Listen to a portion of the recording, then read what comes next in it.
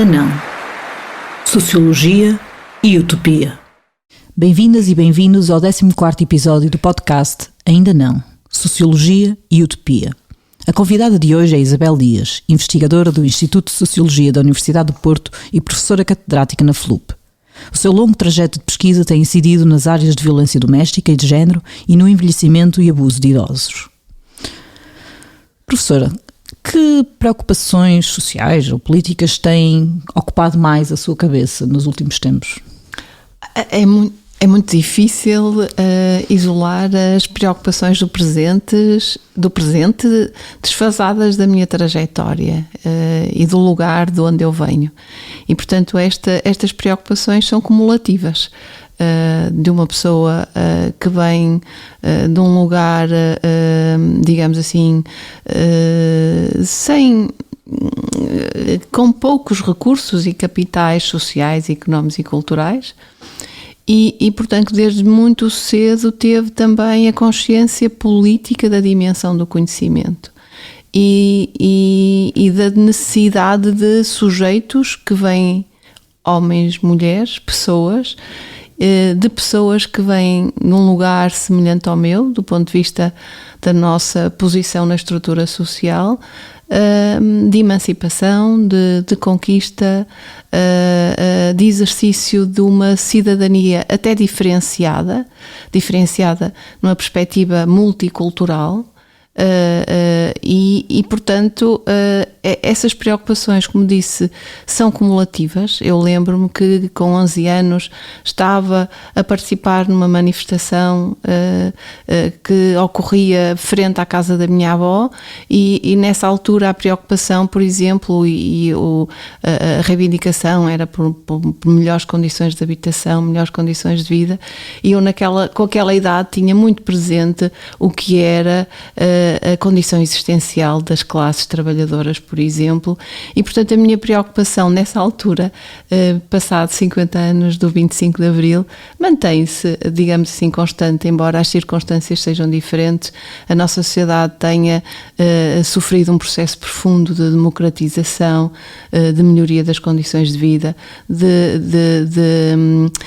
se ter gerado, após Abril 74, oportunidades para os filhos das classes trabalhadoras e também das classes médias, no sentido de uma maiores possibilidades de mobilidade social ascendente, sobretudo através da escola e da escola pública, que teve aqui um papel central para os filhos destas classes.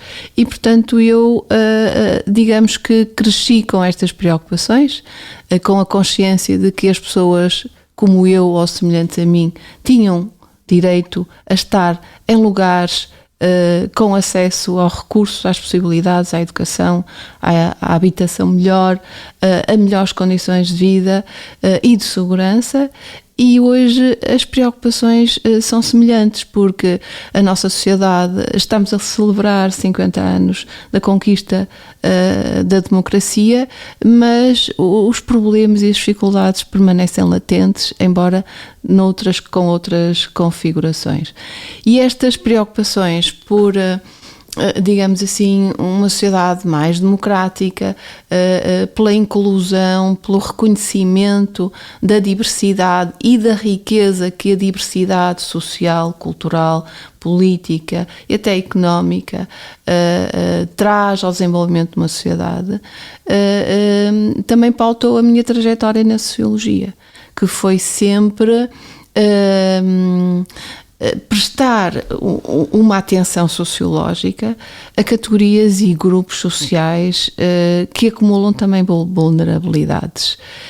E, portanto, aqui é um pouco esta ideia de que da valorização da relação cidadania, conhecimento e emancipação, e também desta dimensão política do conhecimento, no sentido de que a intervenção será melhor orientada se for cientificamente sustentada.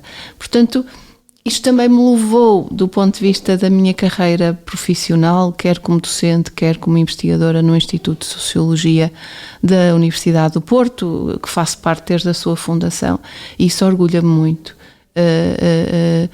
Não numa perspectiva de que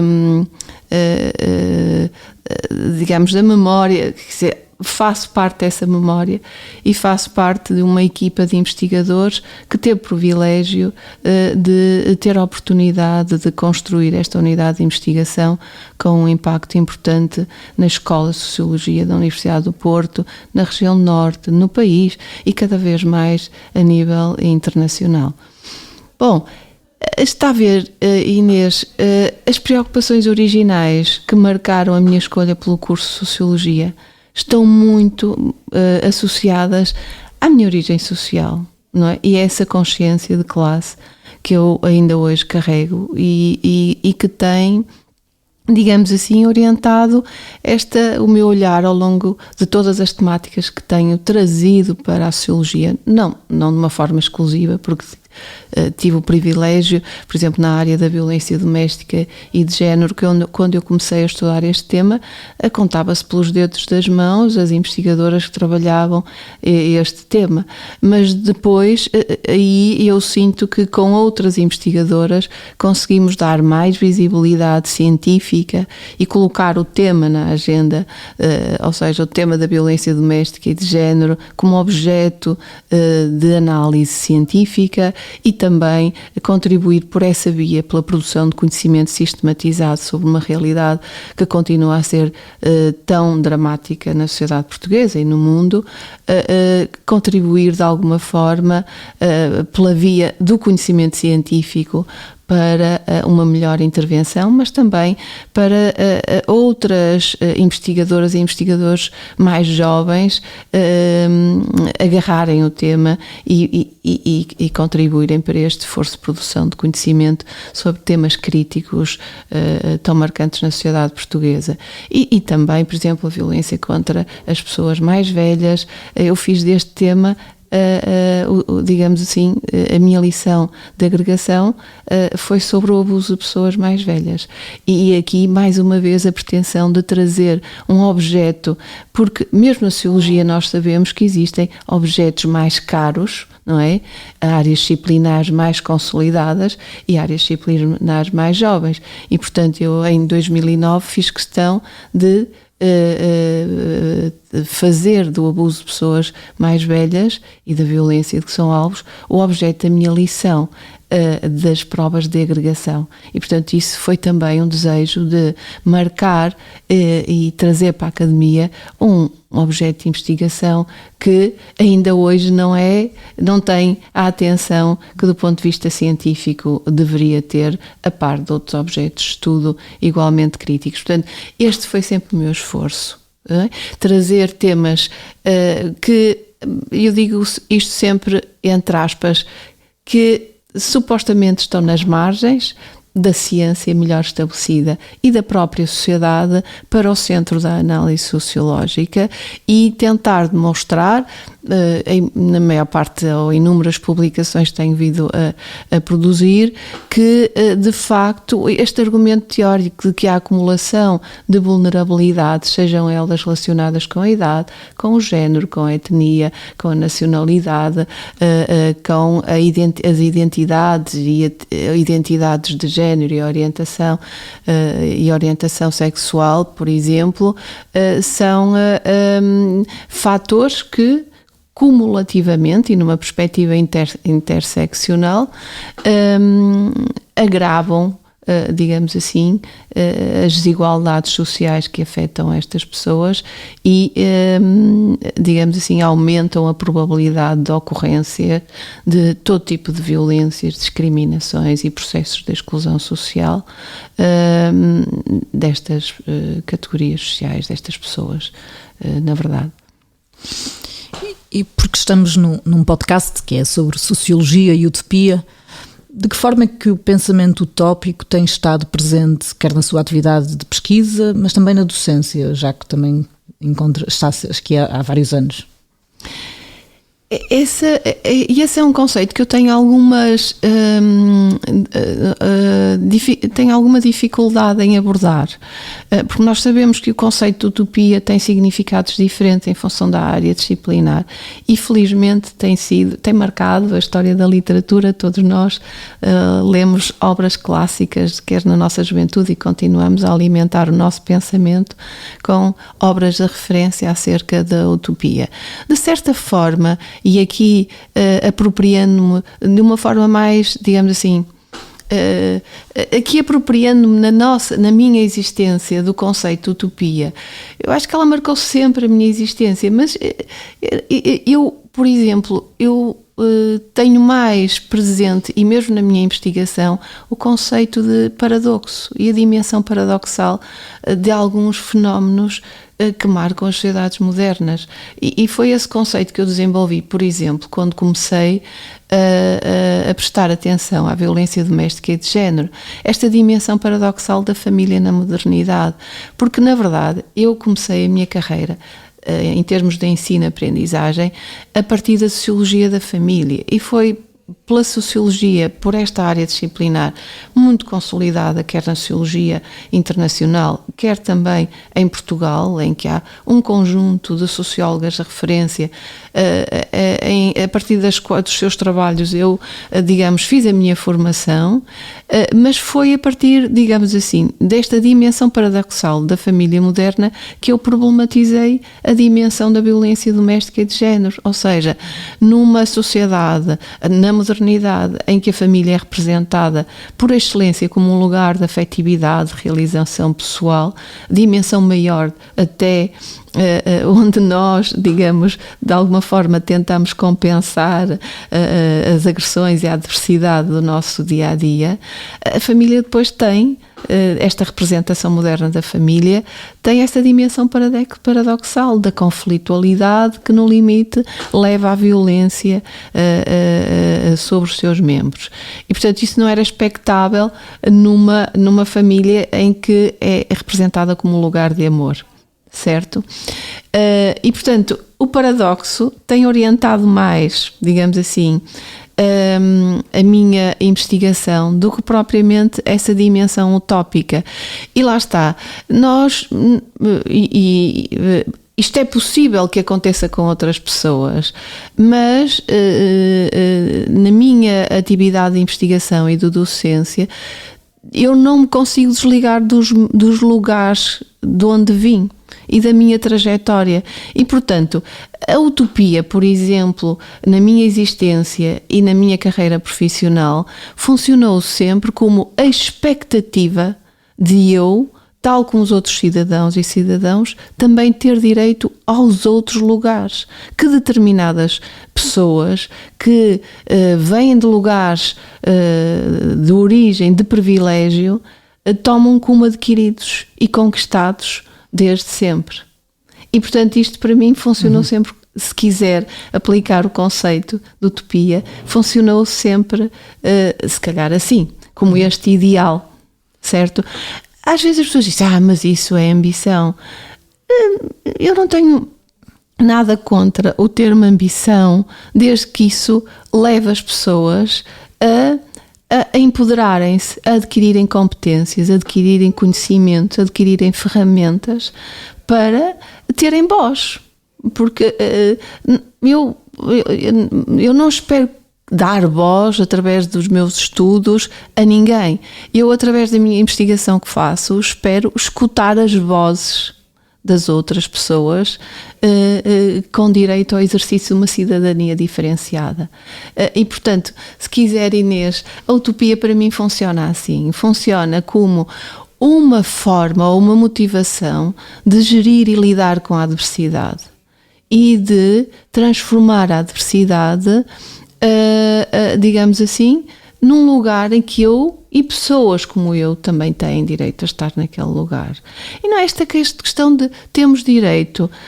Todas as pessoas têm, do ponto de vista do exercício da cidadania, direito acesso, têm que ter acesso a direitos fundamentais de existência, sejam na área da cultura, da habitação, da saúde, das condições de vida de uma forma geral, e portanto isso esteve sempre muito presente na minha existência, porque eu de facto cresci num contexto, e digo isto com muito orgulho, porque eu acho que se não tivesse nascido no meio pescatório, por exemplo, no meio de mulheres que eu via todos os dias aflitas, digamos assim, inclusivamente a minha avó, sem saber se o meu avô chegava à praia, ao cais, em segurança. O meu avô tinha uma embarcação, tinha muitos homens, muitos pescadores a trabalhar com ele, a minha avó tinha muita responsabilidade, ela no mar, ela em terra, era ela que organizava a venda, as contas e sobretudo assegurava a sobrevivência e o bem-estar das famílias que trabalhavam com o meu avô. E portanto eu tive sempre um excelente exemplo de uma mulher que era uma mulher muito cuidadora, desde sempre, e uma mulher que naquela altura era empoderada. Porquê? Porque ela tinha consciência do cuidado, do apoio e de uma enorme solidariedade com toda a rede e a comunidade. E, portanto, de resto eu dedico o meu primeiro livro à minha avó, que se chamava Isaura, porque foi, de facto, uma mulher muito marcante e um exemplo de vida. Um exemplo de vida e uma referência para mim.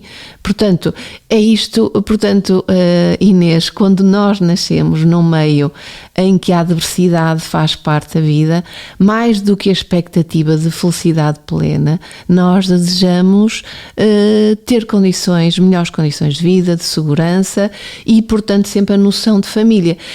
E posso dizer assim, mas está a estudar a sociologia da família. Foi um acidente e eu não sei se foi um acidente, não é? Foi um acidente feliz na minha carreira porque, de facto, eu procurei na sociologia e no conhecimento científico a explicação para algumas realidades muito presentes ainda naquela altura, em que eu tive a oportunidade de testemunhar, mas também que persistem. Há um conjunto de desigualdades persistentes na sociedade portuguesa e, portanto, esta preocupação através do conhecimento sociológico de incorporar os processos de inclusão, de escutar as vozes da diversidade, da pluralidade e da multiculturalidade. E para fecharmos, o que é que para si seria prioritário fazer? Ou seja, é isso, estamos a celebrar os 50 anos este ano, 25 de Abril, há muita coisa por fazer. O que é que seriam as suas linhas mestras para chegarmos a uma sociedade mais justa? Falando do caso português. Nós andamos há 50 anos a tentar experimentar soluções. Digo-lhe pessoalmente que a mim me entristece de certa forma que estes 50 anos não tenham potenciado processos de emancipação, de promoção da igualdade plena entre homens e mulheres. As assimetrias de género ainda são persistentes. Eu neste momento estou envolvida num projeto internacional que é o RESET e nós continuamos a ver aqueles efeitos que a literatura ainda demonstra, o efeito tesoura, não é? Nós entramos, homens e mulheres, na universidade, mas depois, digamos, a trajetória das carreiras é completamente inversa e, portanto, claro que aí, mas eu não quero que, por exemplo, a efetivação da igualdade de género, seja na academia, seja na ciência, seja na sociedade, no mundo do trabalho, na família, em todas estas dimensões centrais para a construção de uma sociedade mais democrática, não é? Eu não quero que a igualdade de género continue a ser uma utopia. Isso não, eu recuso-me. É por isso que eu não consigo desligar, retirar os pés da terra, porque na verdade a evidência científica continua a demonstrar a persistência de assimetrias. E portanto eu hoje acho que vivemos tempos muito críticos, até na minha perspectiva, e digo isto não só como socióloga, mas também como cidadã, ameaçadores à democracia em Portugal. E portanto, claro que eu, como todas provavelmente as mulheres e homens, porque também temos sociólogos e outros investigadores que trabalham nestas áreas, todos nós desejamos, digamos assim, que uma sociedade em que a igualdade de género seja mais efetiva e em que o respeito pelos direitos humanos, pela diversidade, pela inclusão, seja também efetiva.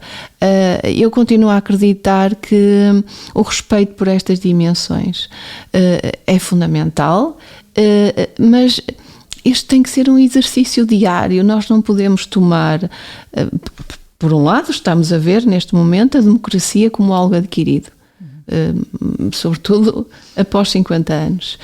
E, portanto, a promoção da democracia, a promoção da igualdade, a promoção, no fundo, estamos a falar de direitos humanos e o seu respeito, tem que ser um exercício diário. E não podemos baixar a guarda. E, portanto, mais do que utopia, e eu tenho este desejo muito forte de que, se não participarmos, e, portanto, esta insistência na cidadania participativa, se não participarmos e se nos demitirmos da responsabilidade de participar, eu penso que a democracia volta a ser efetivamente uma utopia, e nós não podemos perder isso. Não podemos perder a realidade da democracia e o exercício de uma cidadania diferenciada. Obrigada. Eu é que agradeço.